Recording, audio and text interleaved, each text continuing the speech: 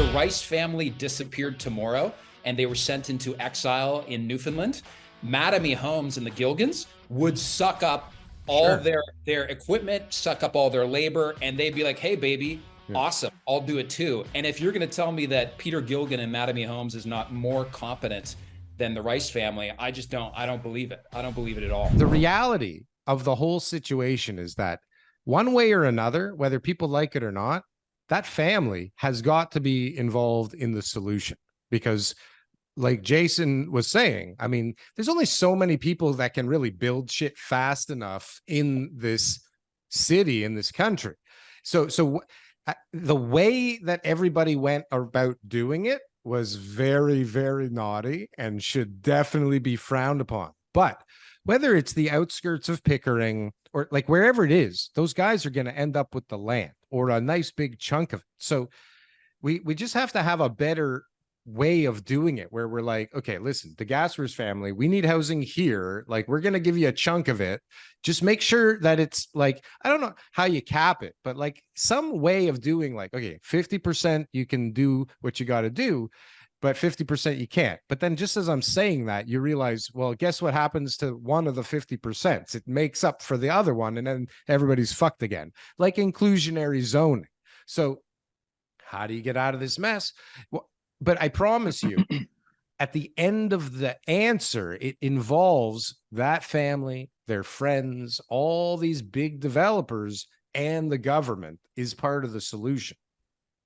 For sure. Like, here's the thing. I don't buy the argument, though, that like, you know, if the Rice family disappeared tomorrow and they were sent into exile in Newfoundland, Mattamy Homes and the Gilgans would suck up all their equipment, suck up all their labor, and they'd be like, hey, baby, awesome, I'll do it too. And if you're going to tell me that Peter Gilgan and Mattamy Homes is not more competent than the Rice family, I don't believe it. I don't believe it at all. No, listen, That shit done. They are for sure. I mean, listen, Mattamy and Orlando, I mean, they both very, very competent. I've met Silvio de Gaspers. He's a very nice, very smart guy. He really is.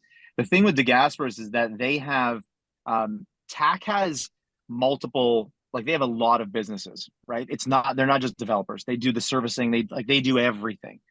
The reason why I think it's a good thing that they're one of the ones involved in this is the fact that, like Daryl said earlier, they can pull this off very quickly. They're not reliant on third party. Like, they come in and like they're good to go. Like, I've seen them put up communities very, very quickly. I mean, in different, like in Richmond Hill, I mean, they build everywhere. They're competent. They build good quality things, and they are fast. I mean, I don't know if that plays into any of this stuff, but I will say, and they're obviously extremely well funded. So, you know, like I said in the video, I made a video about this. You know, was it very naughty? Absolutely. Was it shady? 100%. Are the people who ended up getting this the right people to pull this off? They are. I mean, like that, like, if we're just talking, yeah, should have gone to the open market for sure. The thing that I worry about is how many articles do you see where, you know, developers are going bankrupt with $700 million projects that they can't finish because they're out of money and they're sitting all framed, or you like that. To me is worrisome. And I think that should worry the government as well. Like, the right people need to buy these things and develop them, because you don't want to run into that. You don't want to have this thing where the lender's now calling like they're in default. The lender now has to try to sell 500 homes that are all framed. You have to bring in another person. It's an absolute disaster, right? You've got, you know, everyone's putting, you know, their liens on everything. I'd much rather it go to a well-funded developer that can finish it. But again, that's just me. It might be a controversial take. I don't know, but just so you know, there was about 400 acres that just traded on the open market that Coghlan Homes sold to that majority stake landowner and various subsidiaries. So like, there has been an opportunity for other people to get involved, and you know, they put on the open market. It was quiet. They weren't really getting much activity. It's a big 400 acres. How many people could actually buy that much land at one shot? It was like 7 or 8 parcels. And, you know, they bought it, right? So some of the prices they've paid are much higher, and there is opportunity. But like, to your point, Jason, they're the best fitted for the job. Like, they're the ones who are most likely going to get it done. And that's what I think, to me, the provincial government's thought process has been. Maybe also the people who are helping them. There's a ton of things there that they probably did wrong. For sure. But, you know, they definitely had to go with their best bet, which was who owns the most land, how convenient is that location, where is it going to be, who's that going to service, how Sure. close is it to transit, and how fast are these homes going to get built. That I don't have an idea on another Yeah, location. I think a lot of those points though, man, like it's not close to transit, right? It's going to take 5 years minimum to build that infrastructure out there from Pickering. And you're giving a lot of credit to D Ford about his thought process. I think there might be $50 million in a Panamanian bank account, numbered bank account. Why Panama? Did it just transfer over from a different island? There's in a Swiss one before, like as the episode's gone on.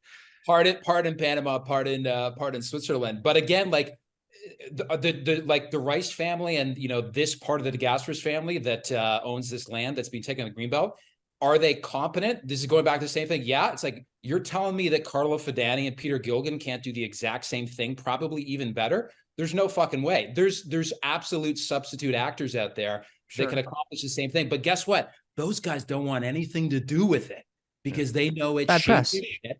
And these investments, like one big thing is people don't realize is that the federal minister of the environment, Stephen Guilbeault, I don't even know how to pronounce his name. It's a weird French name.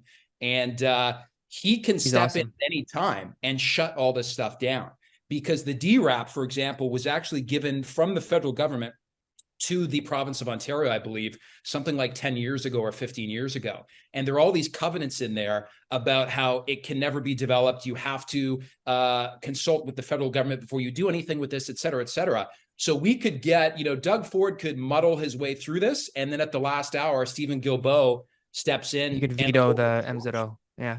I've heard he's done that before. Like he's got the authority to be able to do that before. But Doug doesn't think so.